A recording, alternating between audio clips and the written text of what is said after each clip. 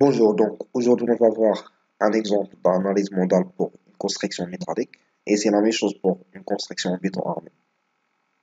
Donc on va voir les résultats d'analyse modale. Donc, ce qu'il faut noter que l'objectif d'analyse modale c'est d'avoir déjà une masse mobilisée R suivant les directions X et Y et Z de 90%. Donc c'est l'objectif d'atteindre les 90% de la masse mobilisée suivant les directions X, Y et Z. Mais tout en respectant les règles ou bien les conditions de fréquence. C'est-à-dire, donc, les fréquences, selon l'horocode, les fréquence minimale, doit être supérieure, la fréquence doit être supérieure à 5 Hz. Pourquoi?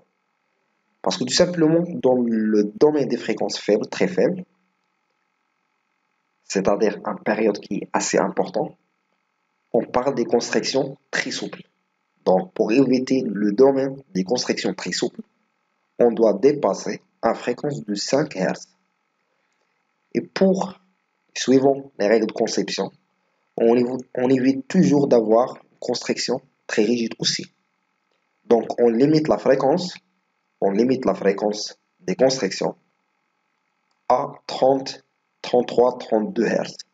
Donc, on doit rester dans la marge des fréquences entre les 5 et les 33 Hz. L'objectif de l'analyse, c'est d'atteindre les 90%. Pourquoi?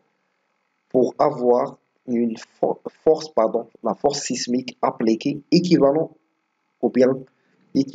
à les 90% de la masse.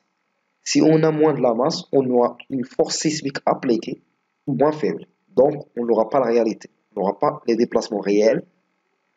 Donc, l'analyse sismique ou bien l'analyse modale n'est pas correcte. Donc, on doit avoir les 90% de la masse mobilisée, mais tout en restant dans l'intervalle 5-33 Hz pour les fréquences.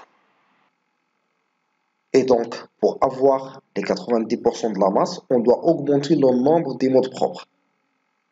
Là, dans cet exemple, on a une construction métallique, donc c'est une construction souple.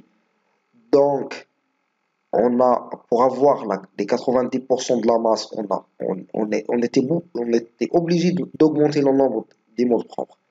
Mais là, on est arrivé à 32 Hz.